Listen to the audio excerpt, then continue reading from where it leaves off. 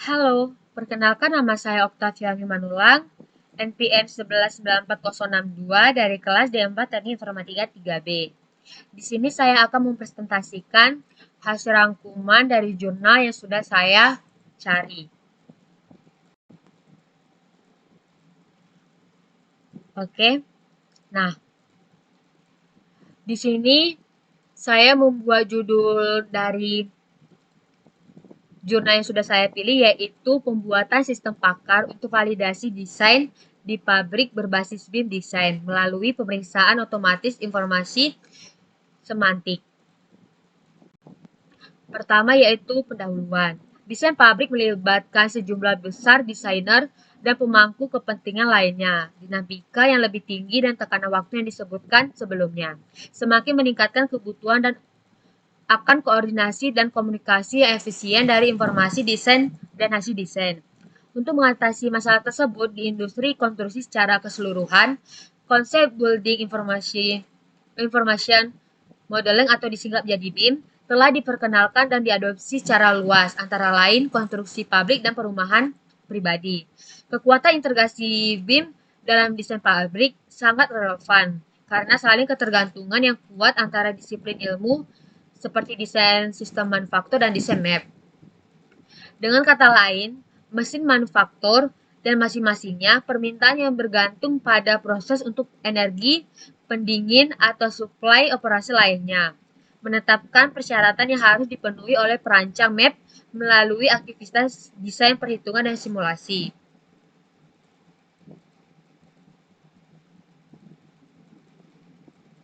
Apa itu BIM? BIM adalah sebuah proses berbasis 3D yang menyediakan informasi dan alat untuk merencanakan sebuah desain secara efisien. Proses konstruksi dan manajemen bangunan, BIM memiliki 8 dimensi dengan fungsi dan kegunaannya yang berbeda. Oleh karena itu, BIM dinilai efektif dalam visualisasi 3D, penyimpanan data untuk perencanaan, penjadwalan, perhitungan anggaran, pembangunan, pengoperasian, pemeliharaan konstruksi bangunan gedung, serta keselamatan dan kesehatan kerja. BIM juga merupakan representasi digital dari karakteristik fisik dan karakter fungsional dari suatu bangunan. Karena itu, di dalamnya terkandung semua informasi mengenai elemen-elemen bangunan tersebut yang digunakan sebagai basis pengambilan keputusan dalam kurun waktu siklus umur bangunan mulai dari konsep hingga demolisi.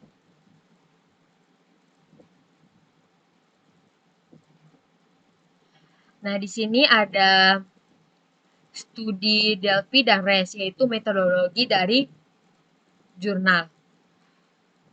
Nah, studi Delphi adalah metode untuk mengakses dan mengevaluasi pendapat ahli yang berbeda.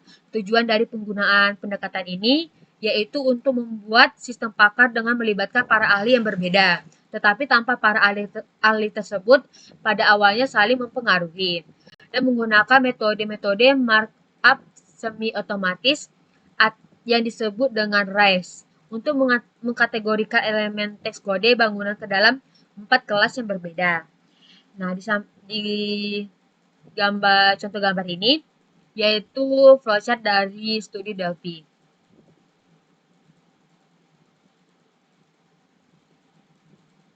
Selanjutnya yaitu aturan pemeriksaan pada sistem pemeriksaan BIM. Nah, pertama kode bangunan. Didasarkan kode bangunan yang mana misalnya untuk proteksi kebakaran atau aksesibilitas, pernyataan sistematis dari suatu badan aturan yang mengatur dan membatasi desain, konstruksi, perubahan, dan perbaikan bangunan. Kode tersebut didasarkan pada persyaratan untuk keselamatan, kesehatan, dan kualitas hidup dari bangunan. Kedua yaitu berpikir.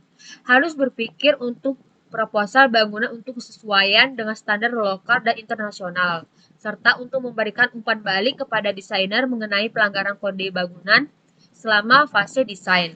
Ketiga, mengevaluasi. Mengevaluasi menjadi sangat relevan dalam antarmuka antara sistem manufaktur dan desain sistem map. Karena antarmuka ini sangat didasarkan pada non-geometris, saling ketergantungan parametrik. Oleh karena itu, pemeriksaan aturan otomatis dapat menghasilkan proses validasi desain yang lebih akurat dan lebih cepat di sini. Selanjutnya yaitu proses membangun sistem pemeriksaan aturan. Pertama ada interpretasi aturan, yang mana persyaratan dalam dokumen yang dapat dibaca manusia, misalnya kode bangunan, harus diterjemahkan ke dalam aturan yang dapat diproses komputer. Kedua, persiapan model bangunan. Harus dipastikan bahwa semua properti yang diperlukan, misalnya tegangan atau ampere, diterapkan dalam model bangunan. Ketiga, eksekusi aturan. Setelah memastikan bahwa semua properti yang diperlukan dalam model BIM ada, aturan yang ditentukan dapat dijalankan. Nah, keempat, melaporkan hasil pemeriksaan. Tergantung pada perangkat lunak yang sesuai, hasil pemeriksaan seperti lulus, gagal, atau tidak jelasnya dapat dilaporkan dengan cara yang berbeda.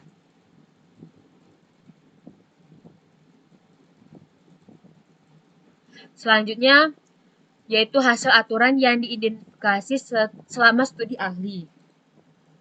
Pertama ada aturan interferensi atau interference rules. Kedua ada aturan keberadaan. Ketiga ada aturan kepatuhan. Keempat ada aturan perhitungan. Kelebihan dan kekurangan sistem pakar yang digunakan. Pertama, kelebihan. Keuntungan utama BIM adalah desain 3D, berorientasi objek, integrasi pusat dari submodel ke dalam satu model bangunan secara keseluruhan, dan akibatnya validasi desain pusat.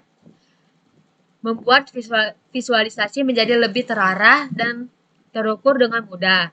Kekuatan integrasi BIM dalam desain pabrik sangat relevan karena saling ketergantungan yang kuat antara disiplin ilmu seperti desain sistem manufaktur dan desain map.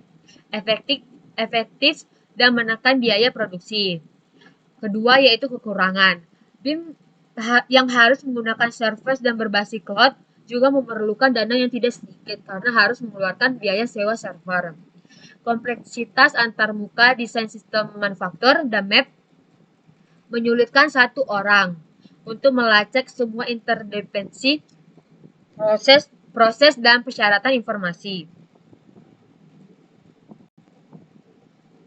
Selanjutnya yaitu evaluasi. Pada tahap evaluasi ini, fokus pada implementasi untuk memilih metode implementasi yang memadai guna menilai kegunaan transparansi, aturan pemeriksaan serta tingkat integrasi pendekatan saat ini ke dalam perangkat lunak desain yang ada, dan juga fokus pada FPL untuk memungkinkan desainer untuk dengan cepat membuat aturan pemeriksaan di lingkungan yang sudah dikenal dibandingkan dengan bahasa pemrograman tekstual.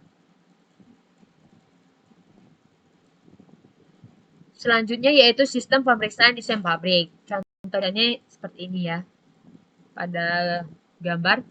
Nah, memilih untuk mendesain submodel map di Autodesk Revit karena penggunaannya yang luas di industri map. Sistem manufaktur dirancang menggunakan Autodesk Inventor dalam model mesin yang sesuai selama fase desain.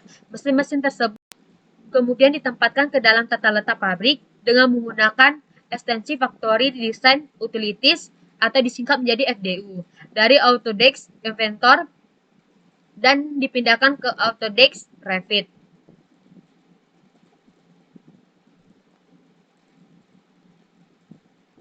Selanjutnya yaitu hasil. Nah, contoh hasilnya seperti gambar sebelah kanan ini ya. Dalam kasus ini, cek telah berhasil dilewati. Grafik yang memiliki aturan disimpan dalam file DYV dan dapat dibagikan dengan penggunaan dinamo lainnya dengan mudah. Rule juga dapat dieksekusi dengan menggunakan dinamo player langsung di Revit.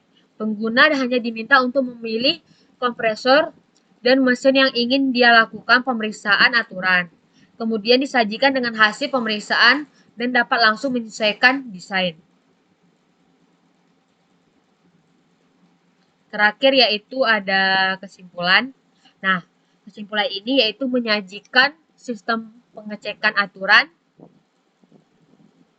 otomatis untuk desain pabrik pada antarmuka, desain sistem manufaktur dan desain map untuk meningkatkan dan mempercepat proses validasi desain. BIM dan dengan studi Delphi 2 putaran yang melibatkan pakar domain untuk mengidentifikasi aturan validasi desain. Setelah mengevaluasi pendekatan yang disajikan aturan pemeriksaan, yang dipilih diimplementasikan dengan menggunakan bahasa pemrograman visual BIMO dalam Autodesk Revit. Teknik BIM telah berhasil menghasilkan hasil yang lebih bagus dan baik dengan ketingkatan kesalahan yang rendah. Oke, sekian presentasi dari saya. Terima kasih.